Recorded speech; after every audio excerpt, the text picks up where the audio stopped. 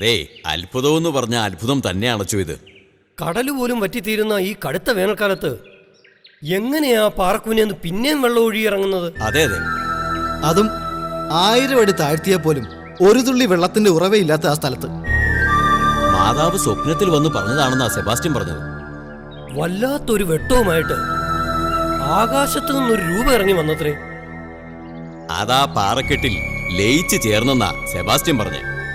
ഏതായാലും എന്തെങ്കിലും ഒരു കാര്യസാധ്യത്തിന് വേണ്ടിയിട്ട് കളവ് പറയുന്ന പ്രകൃതക്കാരനല്ല സെബാസ്റ്റ്യൻ എന്നുള്ളത് എല്ലാവർക്കും അറിയുന്ന കാര്യമാണല്ലോ. മാതാവിൻ്റെ സാന്നിധ്യമുള്ള മണ്ണിലാ അയാളും കുടുംബവും താമസിക്കുന്നതെന്ന് ഏതാനും നാളുകൾക്ക് മുമ്പാ എനിക്കും മനസ്സിലായിട്ടുള്ളത്.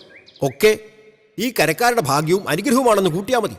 അതെ അച്ചു, ഒക്കെ നമ്മൾ ഇക്കരക്കാരുടെ ഭാഗ്യമാണ്. ആളുകൾ ഒരുപാട് കൂടിയിട്ടുണ്ടല്ലോ.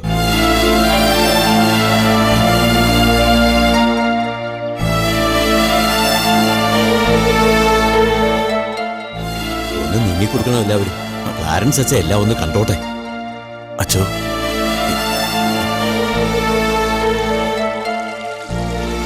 അച്ചോ, കണ്ടില്ലേ അച്ചോ, അല്പം പോലും ഉറവയില്ലാത്ത ഈ മണ്ണിന്ന് നിൽക്കാതെ വെള്ളം ഒഴുകിക്കൊണ്ടിരിക്കുക. യോഗമാതാവ് ആദ്യം ഒരു അമ്മയുടെയും കുഞ്ഞിന്റെ രൂപത്തിൽ സ്വപ്ന കാഴ്ചയില്ല എന്നോട് ഇതുവന്ന് പറഞ്ഞത്. അത് സത്യമാണോന്നറിയാൻ ഉറക്കം ഉണർന്ന ഉടനെ സബാൻ ഇങ്ങോട്ട് പോകുന്നതാണ് അച്ഛൻ. ഞാൻ വന്ന് നോക്കുമ്പോൾ ഇങ്ങനൊരു നീരൊഴുക്ക് ഇവിടെ ഇല്ലായിരുന്നു. മാതാവിനെ വിളിച്ച് ഉറക്കം ഞാൻ കരഞ്ഞ് പ്രാർത്ഥിച്ചപ്പോൾ ആകാശത്തു നിന്നൊരു രൂപം ഇറങ്ങി വന്ന് ദാ ഈ പാറയിൽ ലയിച്ചു. പിന്നീടാ ഈ നീരൊഴുക്ക് ആരംഭിച്ചേ. ഇത് മാതാവിന്റെ അത്ഭുതമാണെന്നും മാതാവിന്റെ തിരുസ്വരൂപം മാനത്തുനിന്ന് പറന്നിറങ്ങി ഈ പാറക്കല്ലിൽ ലയിച്ചു എന്നൊക്കെയാ ഈ സെബാസ്റ്റ്യൻ പറയുന്നത്. അത് പക്ഷേ സത്യമാണെന്ന് എല്ലാവരും വിശ്വസിക്കണമെങ്കിൽ അച്ഛൻ തന്നെ മുൻപിൽ നിന്ന് തെളിയിച്ചു തരണം. അതെ, അച്ഛനാകുമ്പോൾ ഞങ്ങൾക്ക് കൂടുതൽ ഉറപ്പിച്ച് വിശ്വസിക്കാമല്ലോ. സെബാസ്റ്റ്യൻ, നിന്റെ അനുഭവവും നിന്റെ വാക്കുകളും ഞാൻ പരിപൂർണമായി വിശ്വസിക്കുന്നു. കാരണം ഇവിടെ മാതാവിൻ്റെ സാമീപ്യം ഉണ്ടാകാൻ പോകുന്നതായി എനിക്കും ദർശനം ലഭിച്ചിരുന്നു. തെളിവുകൾ കൊണ്ട് ഈ ജനം അത് വിശ്വസിക്കൂ എന്നാണെങ്കിൽ നിനക്കുണ്ടായ ദർശനം ഇവർക്ക് കൂടി കാണിച്ചു കൊടുക്കാൻ പരിശുദ്ധ മാതാവ് തയ്യാറാണെങ്കിൽ മാത്രം അതിനൊരു ശ്രമം നടത്തുന്നതിൽ നിന്ന് ഒഴിഞ്ഞു നിൽക്കുന്നത് എന്തിന്? അന്തരാത്മാവിൽ നിന്ന് പുറപ്പെടുന്ന ശബ്ദം കൊണ്ട് നീ ഉറക്കെ വിളിക്ക് സെബാസ്റ്റ്യൻ. മാതാവ് ഇറങ്ങി വന്ന് അനുഭവം തരാതിരിക്കില്ല. ധ്യാനിച്ച് പ്രാർത്ഥിച്ച് അമ്മയുടെ സാമീപ്യം നീ ആവശ്യപ്പെടും. തൊട്ടു വിശ്വാസികളായ ഇവർക്ക് ആ ചൈതന്യ സ്വരൂപിണി അനുഭവം നൽകട്ടെ. കാരുണ്യക്കടലായ കടൽക്കര മാതാവേ, ഉറവയില്ലാത്ത ഈ പാറക്കൂനുകൾക്കിടയിൽ നിന്ന് രോഗശാന്തിക്കും പാപനാശനത്തിനും ഉതകുന്ന ഈ പരിശുദ്ധ ജലം അങ്ങയുടെ വരദാനമായാണ് ഉറവ് പൊട്ടിയതെന്ന് ഇവർക്ക് ബോധ്യപ്പെടുത്തി കൊടുക്കണമേ.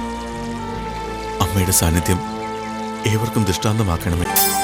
സെബാസ്റ്റ്യോ, കരക്കാരെയും കൂട്ടി ക്ലാരൻസ് അച്ഛൻ കൽക്കൂനക്കരിയിലേക്ക് എത്തിക്കഴിഞ്ഞു. വേഗം നീങ്ങി വന്നാട്ടെ. ഇവിടെ കുടിയിരിക്കുന്ന മാതാവ് കോപിച്ചിട്ടാണത്രേ കരയിലെ കിണറും കുളങ്ങളും ഒക്കെ വറ്റി വരേണ്ടത്.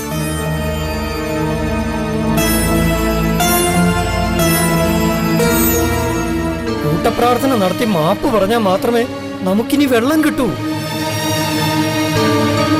അതും നിറഞ്ഞു കവിയുന്ന വെള്ളമായിട്ട് മാതാവ് ഏറ്റവും അനുഗ്രഹിക്കപ്പെട്ട ഒരു കുടുംബത്തിൽ പ്രത്യക്ഷപ്പെടുമെന്ന അച്ഛന് ദർശനമുണ്ടായേ. സമയം തീരെ കളയണ്ട സെബാസ്റ്റ്യനെ. ഇല്ലെന്നാണെ ദാഹിച്ചു വലഞ്ഞ് ഒരു തുള്ളി വെള്ളം കിട്ടാണ്ട് കരക്കാര് മുഴുവൻ വീണു മരിക്കും. അതിനു മുമ്പ് നമുക്ക് ചെല്ലണം. വാ. വിഡ്ഢിത്തോ നിങ്ങളെ വിളിച്ചു പോകുന്നത്?